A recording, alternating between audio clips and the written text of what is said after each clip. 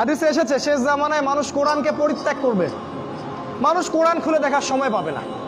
সারাদিন অনেক কিছু পড়বে, কোরআন খুলে গবেষণা করার সময় হবে না। দেখেন আপনার বাসায় কোরআন পড়ে আছে, সেই যে বাপ মারা গেছে ওই দিন খুলছিলেন, এখনো ওই ঘরেই পড়ে আছে। দেখেন, মিথ্যা কথা বলি নাকি আমি? দেখেন, মানুষ কোরআন নিয়ে গবেষণা করবে না, তাদাব্বুর ছেড়ে দিবে। অথচ আল্লাহ পাক এই কিতাবটা নাজিল করেছেন আমাদের জন্য, আমাদের ইহকালীন কল্যাণ, পরকালীন মুক্তির জন্য। এমন কোনো বিষয় নাই যেটা আল্লাহ কোরআন এবং হাদিসে বলেন নাই। প্রত্যেকটা বিষয়ে, কেমনে খাবেন, কেমনে ঘুমাবেন, কিভাবে ইবাদত করবেন, কিভাবে দেশ চালাবেন, কেমন করে মুআমালাত করবেন, কেমন করে ব্যবসা করবেন, কিভাবে আপনি অর্থনীতি চালাবেন, প্রতিটা বিষয়ে আপনার কোরআন এবং সুন্নাহ আছে।